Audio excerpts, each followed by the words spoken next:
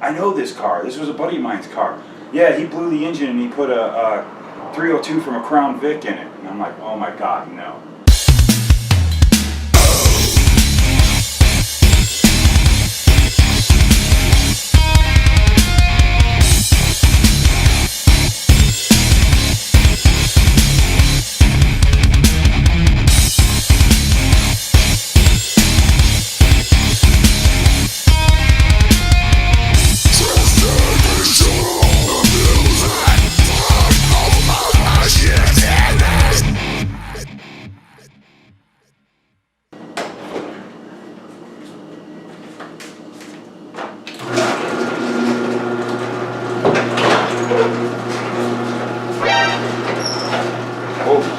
Haven't been in here for a while.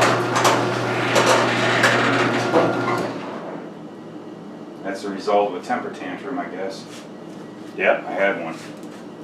Got a little upset last time I worked on the car. And then I made a complete ass of myself online. I thought I had the wrong engine. I thought the guy who sold it to me screwed me over. Yada yada yada, long story. When I first bought the car, some kid came running up to me and said, hey, I know this car. This was a buddy of mine's car. Yeah, he blew the engine and he put a 302 from a Crown Vic in it. And I'm like, oh my God, no. And I remember looking it up. And this is when I early on had the car.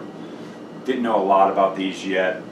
And I found online how to tell the difference. And I thought I got it right. And I go, whoa, it's not the car. I do have the actual original engine. Looking at the firing order. But to tell you guys, the majority of my cars over the years were Chevys. I knew Chevys a lot more.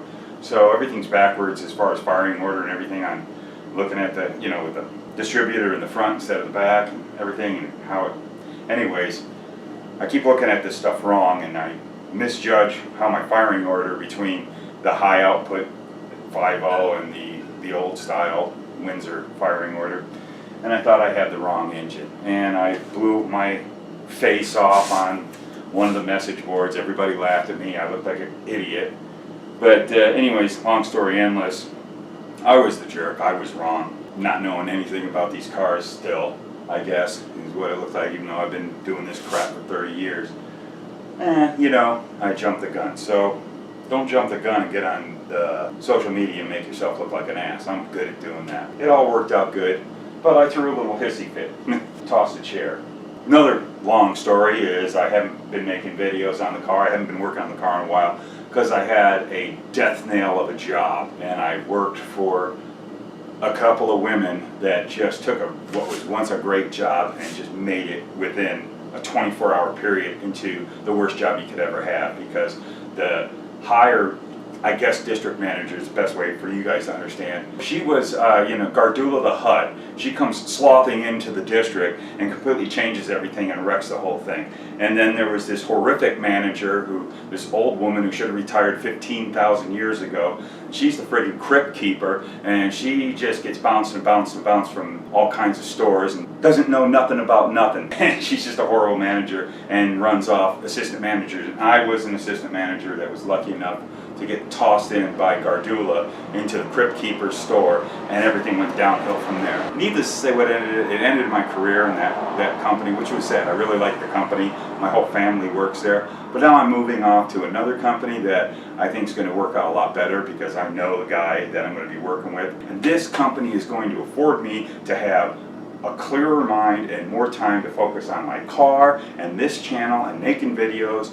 And now that I told you that story, that was my soul-sucking job I talked about in the last video. I'm freed from that. I've actually taken about 5 days off. Thank you, Light, for shutting off. That's wonderful. I've taken 5 days off to do some work on the car. And I'm going to see if I can get some things done. So here's something I want to show you. So about a year ago, I came across for $10 these awesome Ford Motorsports, just classic. You know, you never find Ford Motorsports stuff anymore. It's that was kind of an 80s thing. Everything's Ford racing, but I just, for the nostalgia of it, and it fits, you know, my 88 GT, is to have Ford Motorsports valve covers. And I snagged these things for $10. They had a really crappy paint job. and a buddy of mine who worked at a hot rod shop sandblasted them for me. I wish I would have showed you guys what they looked like sandblasted. It's super clean. I finally decided when I discovered I already had a spacer on my intake that I have plenty of room to put these on. So that's always the first thing when I buy a car, is get a cool set of valve covers and throw them on the engine. That's like always been a thing of mine. For a while I didn't think I could really do that on this car, hearing about the clearance issues with that EFI intake, but then as we saw, I got a spacer on there, so I'm good. Originally, when I had them sandblasted, I was going to have these professionally painted by my buddy, but some things have happened, and unfortunately he's not around anymore. That was my paint guy. He was one of the greatest hot rod painters of all time, won lots of awards, been on the cover of magazines, and like right here, man, he did my last car that was a Chevelle. He did the valve covers on it. They had like a show car body finish on those valve covers. I should have kept them when I sold the car. You think someone's going to be around forever, and they're not, and I don't got them anymore, so I won't ever have nice paint jobs because I suck at painting. And if you really could see on this, you would see that I suck at painting. I got some of that crap engine enamel from Duplicolor. Sorry I said that, but yeah, gosh, I hate shooting with enamels because it takes forever for them to cure. So about 3 weeks ago I shot these things, and they still are a little tacky because in the summertime these enamels just never frickin' cure. Hate them a lot. But I thought, you know what, I got to shoot one more coat because I noticed I did a little bit of light areas, so I just reshot this valve cover. So I shot these, and what I'm going to do is I'm going to let them cure for about a day, and then I'm going to stick them in my oven and heat the living hell out of them. Should cook your enamel, cure it really, really hard, and it also brings a little bit more of the shine. Although I went with a semi-gloss. I don't want these things to be glossy. And then one thing I want to do is I'm going to fill all the recessed areas in the Ford Motorsports and all the pinstripe around there. I want them to be colored. So I'm going to show you what I'm going to do to paint that area after these get cured. That's where we stand with the valve covers. So I got the other one I'm going to do a shoot on there, and then we're going to go bake the shit out of these in about a day. You know, that's how it's going to roll on this one. So here we go with the other valve cover. And let's get some painting happening on this. Not like you guys ain't ever seen this before.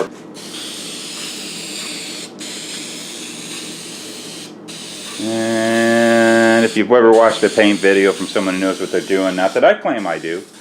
Oh, look at that, it just pooped out. That sucks. And then makes it all dry and splotchy there. That blows. That's what I hate about rattle can, but this is what I'm using.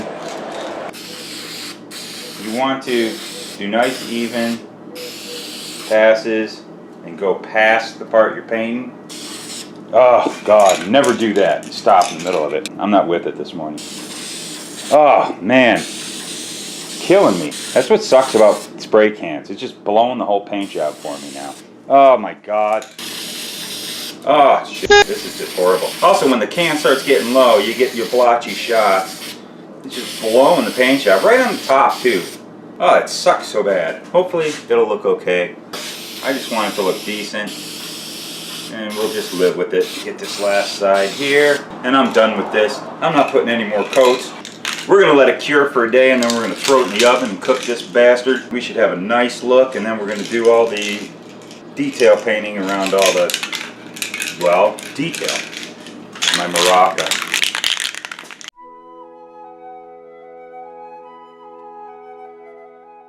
So here we are roughly about 24, 26 hours later after I painted them. They look pretty decent, but I grabbed a hold of them and I could feel on the edge that they're still a little tacky. I let it sit for 3 weeks with the other layers of paint that I put on them, and they were even still a little tacky. That's just the nature of this engine enamel, especially in the summertime. It's probably worse for you guys that are like in really high humidity areas like in the southeast or northwest, and even in the northeast. I just have always found engine enamels just always stay tacky for a long time, and when you don't have time to wait, it can get difficult, and as you're putting a part onto a car, it ends up affecting the finish from you handling it.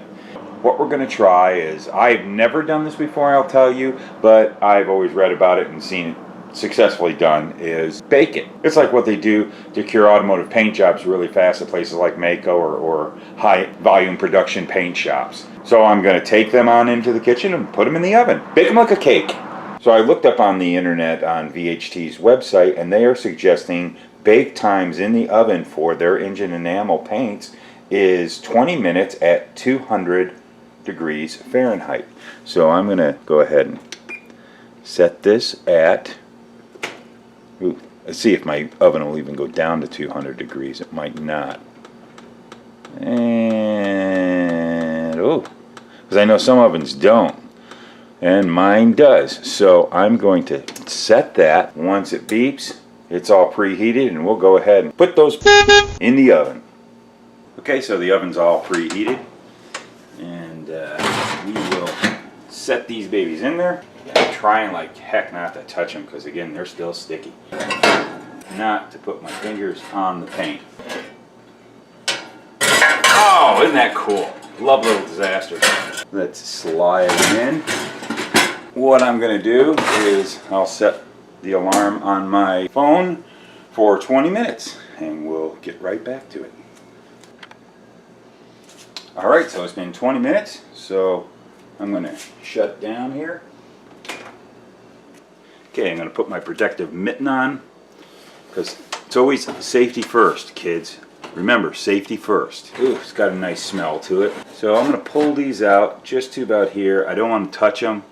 Let them cool down. You can see the finish has changed a bit on them. They're actually a little more glossier. I'm going to let them sit right there for a while and cool down, and then we'll see if this whole thing worked and if they actually cured and they can be handled.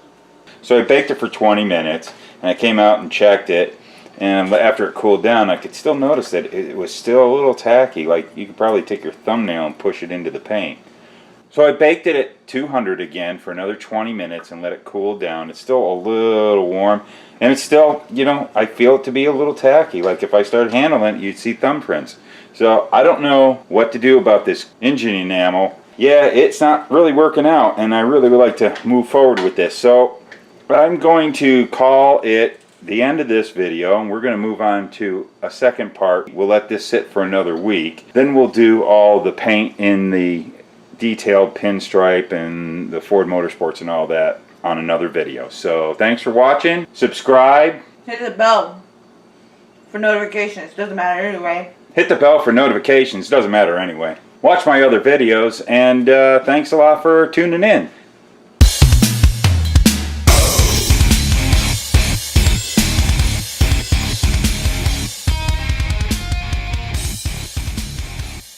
My car. I'm rambling. I'm going to shut up. Let's move on to the next scene. Jeez.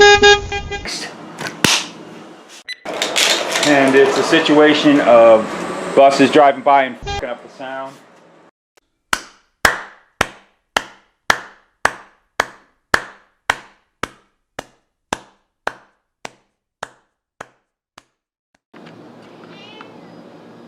Hi, Kitty. Hi, Waggity. How you doing? You want to help me paint? I didn't think so. Nobody ever wants to help me.